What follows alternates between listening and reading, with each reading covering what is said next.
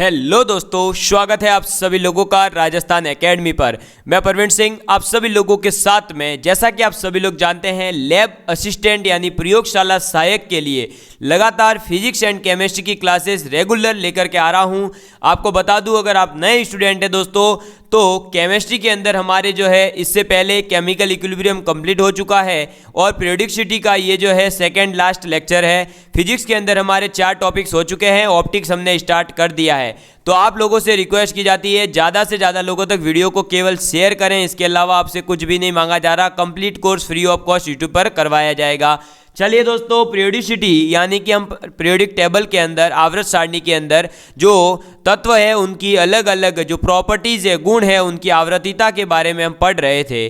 कल last video के अंदर हमने पढ़ लिया था इलेक्ट्रॉन लब्धि एंथैल्पी के बारे में कंप्लीट डिटेल में। ठीक है, इलेक्ट्रॉन लब्धि एंथैल्पी के अनुप्रयोग मैंने बता दिए थे कि इससे हम जो है बंध की प्रकृति, तत्वों की अभिक्रियाशीलता और ऑक्सीकारक क्षमता जो है उसके बारे में पता लगा सकते हैं। आज हम एक नए गुण को कवर करेंगे और जो कि है आपका दोस्तों क्या, विद्युत ऋणात्मकता, इलेक्ट्रोनेगेटिविटी।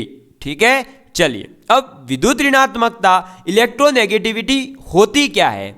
आज तक हमें ये पता नहीं चल पाया। अरे कोई नहीं बेटा, और पता था तो आज और अच्छे से क्लियर हो जाएगा कि इलेक्ट्रोनेगेटिविटी का मतलब है परमाणु के द्वारा अणु या फिर जो यौगिक है उससे बंधित इलेक्ट्रॉन युग्म जो भी है उनको अपनी ओर आकर्षित करना। यानी आपने एक यौगिक ले लिया कोई, ठीक है, और एक आपका परमाणु है। अब वो जो है दोस्तों परमाणु अपनी ओर उस अणु या यौगिक के जो इलेक्ट्रॉन युग्म है उनको अपनी ओर आकर्षित करेगा।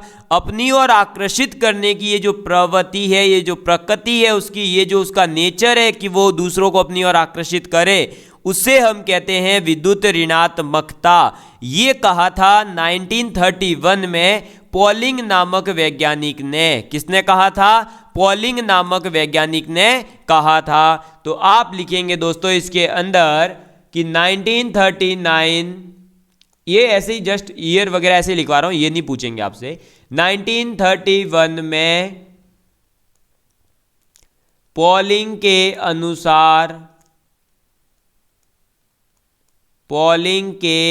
अनुसार किसी परमाणु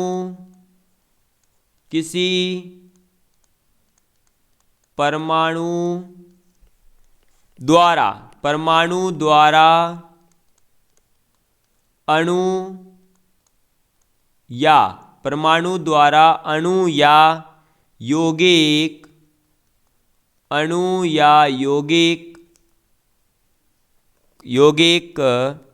बंधित या यौगिक में बंधित इलेक्ट्रॉन युग्म को अपनी ओर आकर्षित यानी अट्रैक्ट, अपनी ओर आकर्षित करने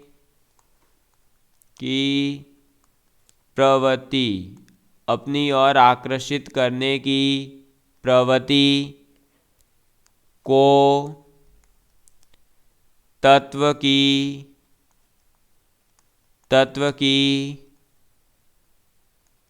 विद्युत ऋणात्मकता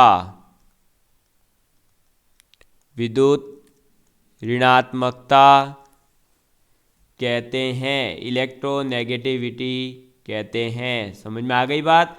तो इलेक्ट्रोनेगेटिविटी का मतलब क्या है? किसी परमाणु के द्वारा अणु या यौगिक में जो बंधित इलेक्ट्रॉन युग्म है उनको अपनी ओर आकर्षित करना। समझ में आ गई बात? ठीक है, चलिए अब हम बात करेंगे दोस्तों इसके बारे में आगे कि ये जो है दोस्तों आपके सपोज करिए अलग अलग जो परमाणु होंगे उनके ऊपर ये किस प्रकार से जो है अपना ऋणावेश या धनात्मक कैसे ये जो है आकर्षित करके उत्पन्न करते हैं, इसके बारे में बात करेंगे।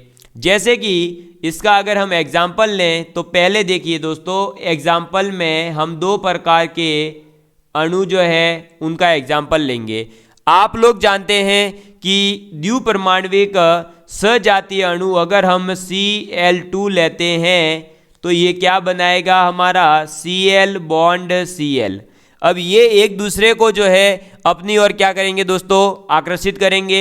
ये इधर करेगा, ये इधर करेगा, लेकिन दोनों के दोनों क्या है, अरे दोनों के दोनों सेम परमाणु हैं, दोनों की इलेक्ट्रोनेगेटिविटी सेम होगी, इसलिए इन दोनों के ऊपर किसी प्रकार का कोई आवेश जो है उत्पन्न नहीं होगा। ठीक है, लेकिन अगर हमने क्या ले लिया HCl, अब HCl यानी हाइड्रोजन क्लोराइड। अब जो हाइड्रोजन क्लोराइड है ये क्या करेगा दोस्तों, इसके अंदर आपको पता है कि Cl है और एक है H, दोनों के दोनों क्या है अलग अलग है, तो दोनों क्या करेंगे इलेक्ट्रॉन को अपनी ओर आकर्षित करने का प्रयास करेंगे। लेकिन आपको बता दूं इलेक्ट्रोनेगेटिविटी Cl की ज़्यादा होती है, इसलिए ये इसको ज़्यादा अट्रैक्ट करेगा। तो क्या होगा कि इस H के ऊपर तो डेल्टा प्लस चार्ज हो जाएगा और इस क्लोरीन के ऊपर डेल्टा माइनस चार्ज आ जाएगा। क्यों? क्योंकि Cl ज़्यादा नेगेटिव इलेक्ट्रोनेगेटिव शो करेगा तो ये अपनी ओर ज़्यादा अट्रैक्शन देगा, और जब अपनी ओर ज़्यादा अट्रैक्शन होगा तो ऑटोमेटिकली ही दोस्तों क्या हो जाएगा, इसके ऊपर ऋणात्मक आवेश आ जाएगा और आपके H के ऊपर थोड़ा सा पॉजिटिव चार्ज आ जाएगा।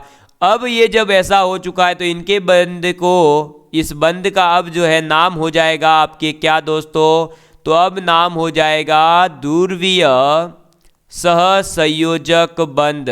ध्रुवीय सहसंयोजक, क्या नाम हो जाएगा, ध्रुवीय सहसंयोजक बंध। समझ में आ गई बात, क्लियर है आप लोगों के? चलिए, तो ये हो गया हमारा क्या, पोलर कोवेलेंट बॉन्ड भी क्लियर। अब हमने क्या पढ़ लिया, तो विद्युत ऋणात्मकता है क्या, किसी परमाणु के द्वारा अणु या यौगिक के इलेक्ट्रॉन युग्म को अपनी ओर आकर्षित करने की प्रवृत्ति विद्युत ऋणात्मकता कहलाती है। ये 1931 में पॉलिंग महोदय ने कहा था। फिर इसका मैंने एक एग्जांपल ले लिया, सजातीय द्विपरमाणविक अणु अगर हम लेते हैं Cl2 तो उसमें तो क्या होगा, उपार्जित आवेश 0 होगा, क्योंकि इसके अंदर जो है Cl दोनों के दोनों सेम है। इसलिए जब HCl लिया तो H के ऊपर आंशिक पॉजिटिव चार्ज यानी आंशिक धनात्मक आवेश आ जाएगा, और जो आपका Cl है उसके ऊपर आंशिक ऋणात्मक आवेश आ जाएगा। और जब ये ऋणात्मक और धनात्मक आवेश आ जाता है तो जब ये बंध अब बना हुआ है, इस बंध का अब नाम हो जाएगा ध्रुवीय सहसंयोजक बंध, पोलर कोवेलेंट बॉन्ड। ठीक है, अब हम बात करते हैं विद्युत ऋणात्मकता के बारे में आगे, कि ये जो विद्युत ऋणात्मकता है यानी कि इलेक्ट्रोनेगेटिविटी है, आप इसको मापने के लिए जो अलग अलग मेथड दिए गए, जैसे पॉलिंग ने कुछ और दिया, मुलिकन ने कुछ और दिया, आपके रोसो ने कुछ और दिया है, सैंडरसन ने कुछ और दिया है, और ये फॉर्मूले डायरेक्ट एग्जाम में पूछे जाते हैं। आपसे क्या पूछा जाता है, सीधा का सीधा पूछ लिया जाएगा, पॉलिंग के अनुसार बताइए, या फिर वो आपको जो है कुछ न कुछ उसके फॉर्मूले की वैल्यूज दे करके आपसे पूछेगा इसका ये बताओ या वो बताओ। ठीक है, तो हम अब पढ़ने वाले हैं आपके विद्युत ऋणात्मकता के मापक्रम। चलिए, तो आप लिखिए दोस्तों विद्युत ऋणात्मकता के मापक्रम। तो पहला विद्युत ऋणात्मकता का मापक्रम आ जाता है आपके पॉलिंग मापक्रम। तो आप टॉपिक डालेंगे, पहला कौन सा है, पॉलिंग मापक्रम। पॉलिंग मापक्रम यानी कि जो आपके पॉलिंग नामक वैज्ञानिक थे उन्होंने पहला इसका मेजरमेंट का तरीका आपको बताया है कि आप जो है विद्युत ऋणात्मकता को कैसे मापोगे। ठीक है, चलिए अब बता दूं दोस्तों, सबसे ज़्यादा अभी अगर हम बात करें कि किसका उपयोग किया जाता है, तो वर्तमान में भी सर्वाधिक जो उपयोग में आने वाला मापक्रम है वो यही है पॉलिंग। तो आप लिख सकते हैं वर्तमान में भी उपयोगी। ठीक है, अभी भी अगर हम बात करें तो ये आपका जो है वर्तमान में भी उपयोगी है पॉलिंग का मापक्रम, अभी भी सर्वाधिक इसी का उपयोग किया जाता है। अब इन महोदय ने जो है आपको सूत्र दिया है, वो क्या दिया है, तो इन्होंने कहा था कि आपके ए परमाणु की विद्युत ऋणात्मकता और बी परमाणु की विद्युत ऋणात्मकता का जो अंतर होता है वो अंतर होता है आपके 0.208 under root delta A B. ठीक है, तो आप ये कह सकते हो कि पॉलिंग मापक्रम के अनुसार अगर विद्युत ऋणात्मकता का मतलब क्या है दोस्तों, तो पॉलिंग मापक्रम के अनुसार विद्युत ऋणात्मकता से मतलब है आपके क्या, आपके मतलब हो जाएगा दोस्तों, इनका कहना था कि आप कोई भी दो परमाणु लीजिए, क्या करिए, दो परमाणु लीजिए, और अगर हम उनकी विद्युत ऋणात्मकता की बात करें तो वो कितनी आनी चाहिए। अरे इन्होंने कहा था कि आप कोई भी दो परमाणु की विद्युत ऋणात्मकता का जो अंतर होगा वो हो जाएगा अंतर कितना, अरे बताइए कितना होगा, अंतर इन्होंने कहा था हो जाना चाहिए 0.208, कितना, 0.208। ठीक है, ये तो इन्होंने कहा था, अरे ये तो इन्होंने कहा था कि इसका ये अंतर हो जाना चाहिए विद्युत ऋणात्मकता का। अब यहाँ पर जो मैंने लिखा 0.208 under root delta A B, ये under root delta A B का मतलब क्या है, तो डेल्टा ए बी का मतलब है दोस्तों आपके केवल इतना कि जो आपका ए बी एक पूरा का पूरा जो आपका यौगिक बनेगा उस यौगिक की अनुनादी ऊर्जा। अब अनुनादी ऊर्जा क्या होती है वो देखेंगे हम, तो आपको बता दूं डेल्टा ए बी बराबर होता है energy of A minus energy of B. क्या होता है, एक second, energy of A B minus energy of A B. अब ये जो है डेल्टा ए बी, इसका मतलब तो है अनुनादी ऊर्जा। कौन सी ऊर्जा, अनुनादी ऊर्जा। और ये जो आपका ई ए बी है इसका मतलब है प्रेक्षित, जो आपने देखा प्रेक्षण के बारे में वो, और ये ई ए बी का मतलब है परिकलित, यानी आपने जो है कितना परिकलित किया है। समझ में आ गई बात। तो डेल्टा ए बी का मतलब है अनुनादी ऊर्जा बराबर ई ऑफ ए बी प्रेक्षित क्या है और ई ऑफ ए बी परिकलित क्या है, ये आप लोगों को दिया जाएगा। तो आप ये कह सकते हो दोस्तों कि डेल्टा ए बी बराबर क्या होता है, डेल्टा ए बी बराबर होता है E of A B minus आप कहेंगे E of A into E of B की पावर 1/2। समझ में आ गई बात।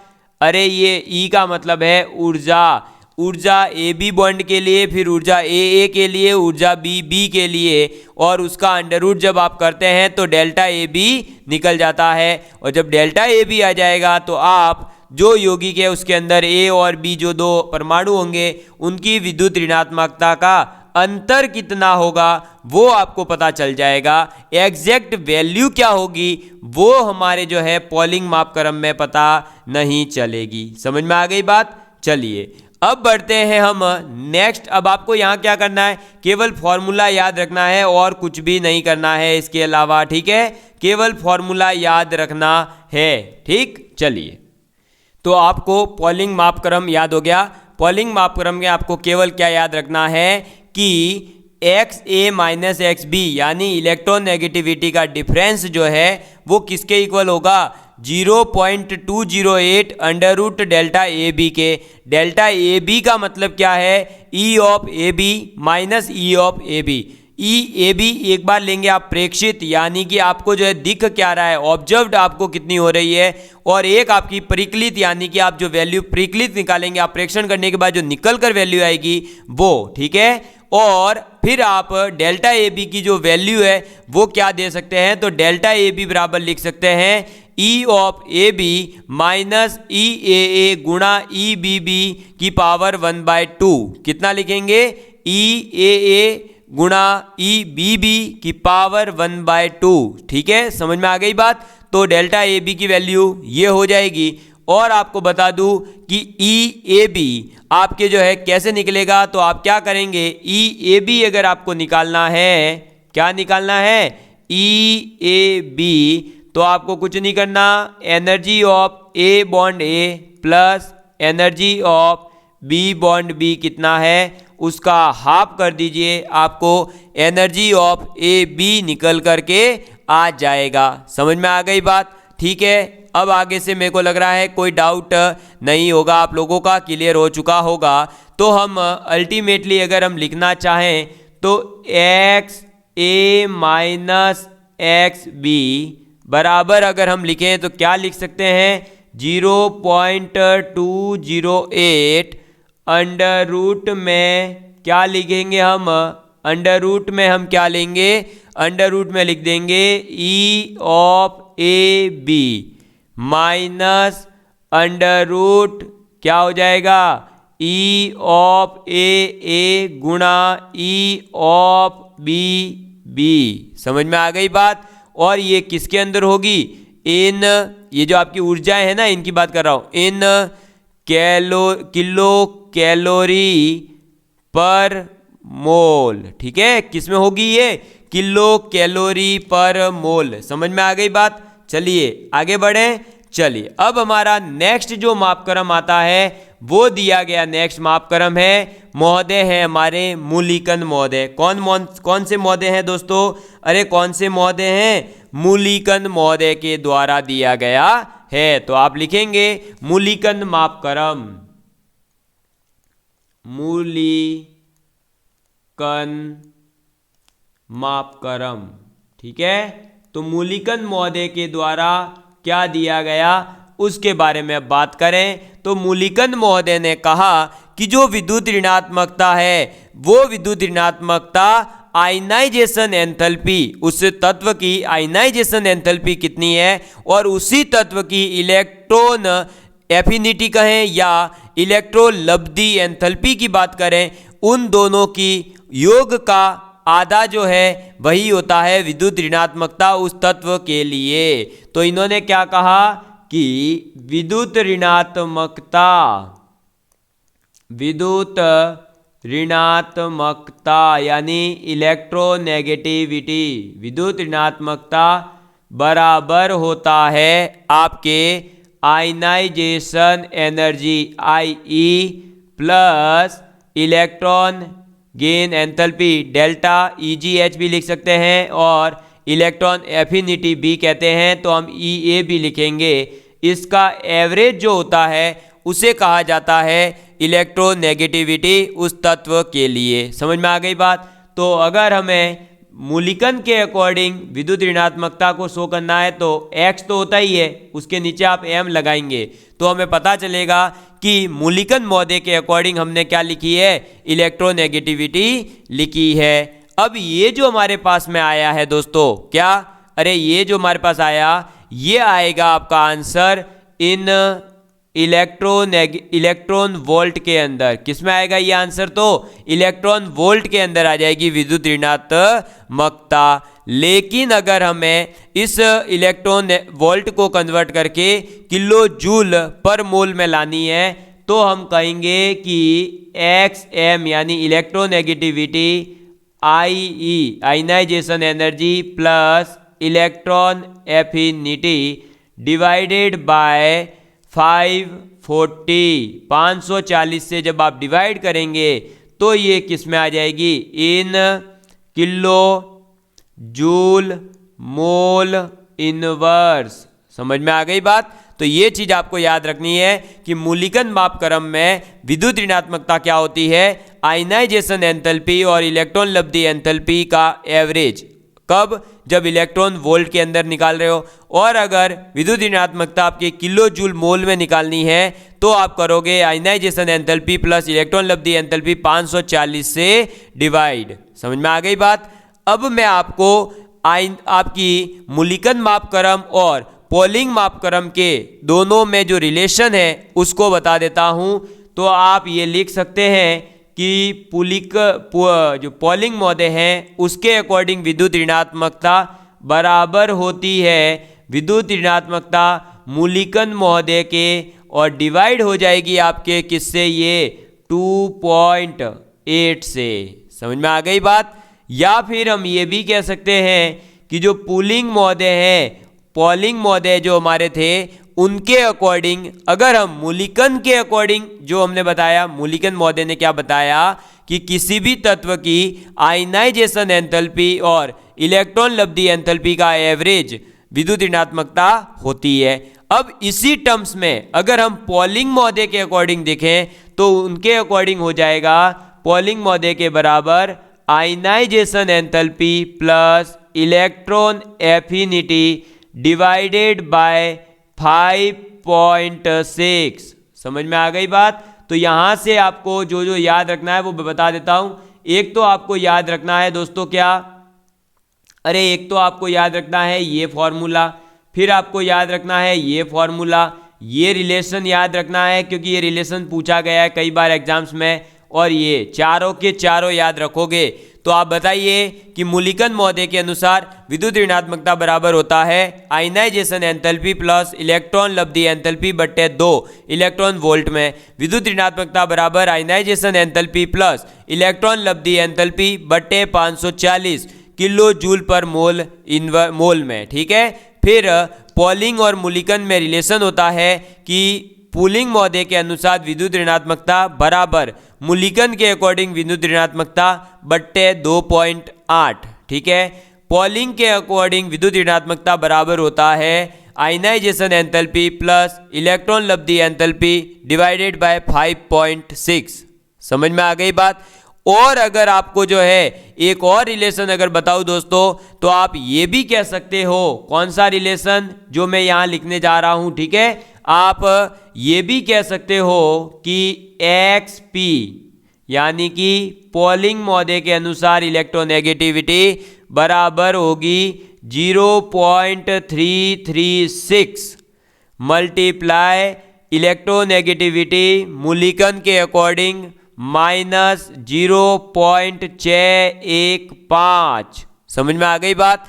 तो ये भी हम कह सकते हैं कि पॉलिंग महोदय के अनुसार जो इलेक्ट्रोनेगेटिविटी है वो बराबर होती है 0.336 मल्टीप्लाई मूलिकन के अकॉर्डिंग इलेक्ट्रोनेगेटिविटी -0.615। ठीक है। चलिए नेक्स्ट हमारे जो मापक्रम आता है वो आ जाता है ऑलरेड और रोशो। तो आप लिखेंगे ऑलरेड तथा रोशो विधि। ठीक है। तो ऑलरेड और रोशो विधि के अनुसार अगर हमें इलेक्ट्रोनेगेटिविटी निकालने को बोले तो हम कैसे निकालेंगे विधि। ठीक। तो इनकी विधि कौन सी है, पहली कौन सी पढ़ी है, पॉलिंग, दूसरी कौन सी पढ़ी है, मूलिकन। अब हम पढ़ने जा रहे हैं तीसरी। ये कहते हैं कि इलेक्ट्रोनेगेटिविटी ऑलरेड के अकॉर्डिंग तो XA लिखेंगे।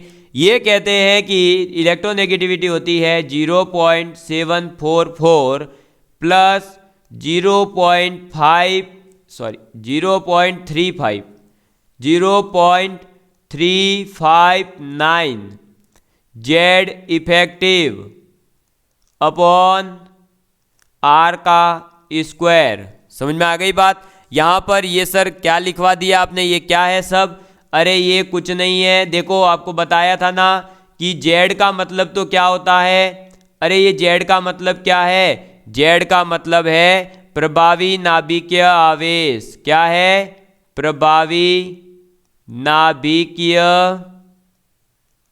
आवेश। ठीक है। और ये जो R है, इस R का मतलब क्या है, सहसंयोजक त्रिज्या, सहसंयोजक त्रिज्या। क्लियर है।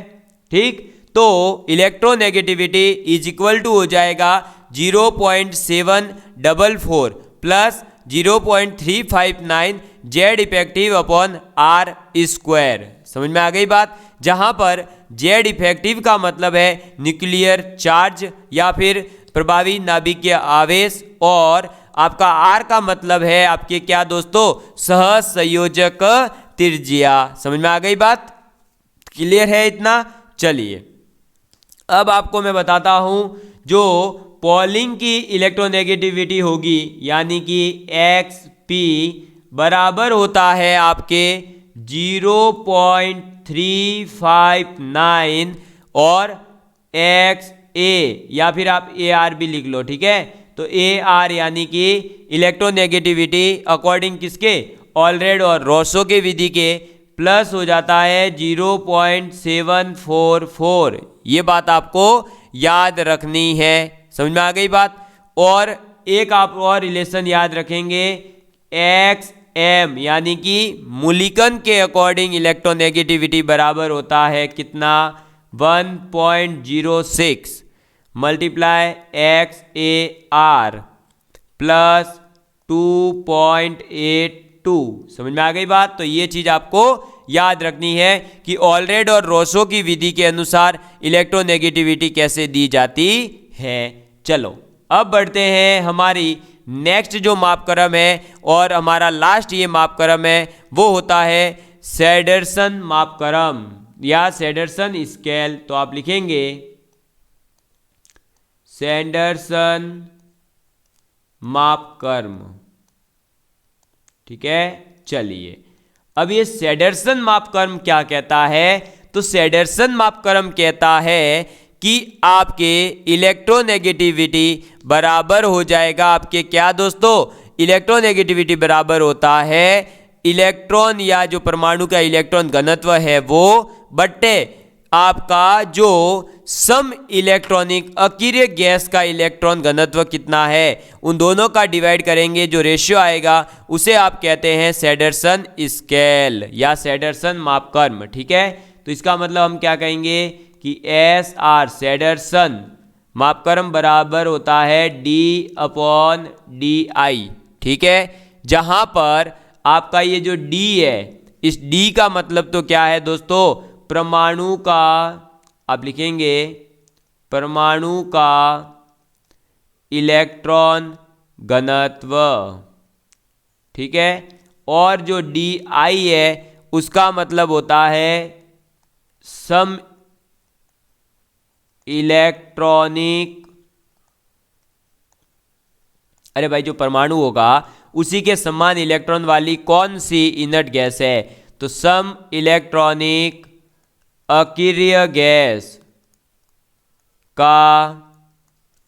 गैस का इलेक्ट्रॉन घनत्व। समझ में आ गई बात? तो SR बराबर होता है D/DI। और अगर हम बात करें तो सैंडरसन और जो पॉलिंग महोदय के द्वारा दिया गया है स्केल, उस दोनों में क्या रिलेशन होता है, तो आप याद रखेंगे √XP, यानी पॉलिंग के अकॉर्डिंग जो विद्युत ऋणात्मकता होगी उसका अंडर रूट बराबर हो जाएगा 0.2 बट्टे SR, यानी जो आप ये ऊपर निकालते हो ना D/DI, या फिर इसी को हम कह सकते हैं सैंडरसन के अकॉर्डिंग इलेक्ट्रोनेगेटिविटी, प्लस आप करेंगे 0.77। समझ में आ गई बात?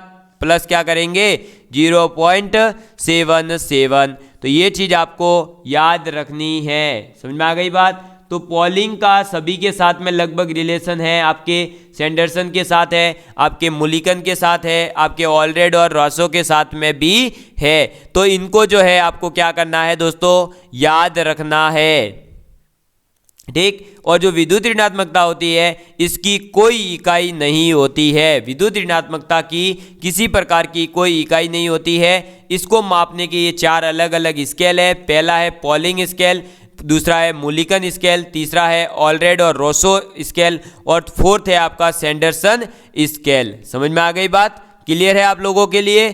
चलिए अब बात करते हैं, मैं जो है दोस्तों आप लोगों को एक इम्पॉर्टेंट ऑर्डर लिखवा देता हूं। वो आप ऑर्डर लिखेंगे कि आपके इलेक्ट्रोनेगेटिविटी का ऑर्डर क्या रहेगा। तो इलेक्ट्रोनेगेटिविटी को आप कैसे लिख रहे हो, ENB कह सकते हैं हम, तो इलेक्ट्रोनेगेटिविटी ऑर्डर, ठीक है। तो इलेक्ट्रोनेगेटिविटी ऑर्डर किसके लिए लिखवा रहा हूं मैं, जो आपके हैलोजन जो है उनके लिए।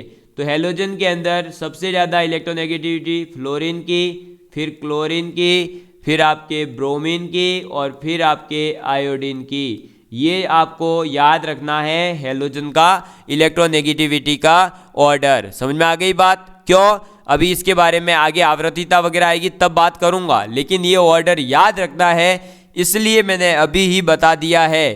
तो बोलेंगे मेरे साथ में एक साथ, क्या होगी सबसे ज़्यादा किसकी होगी इलेक्ट्रोनेगेटिविटी? फ्लोरीन, फिर क्लोरीन, फिर ब्रोमीन, फिर आयोडीन। समझ में आ गई बात? इसको याद रखना है। चलिए अब बात करते हैं हम आगे की। तो आगे बात करें दोस्तों तो इलेक्ट्रोनेगेटिविटी को प्रभावित करने वाले कारक कौन कौन से आ जाते हैं? तो आप लिखेंगे विद्युत ऋणात्मकता। विद्युत ऋणात्मकता को प्रभावित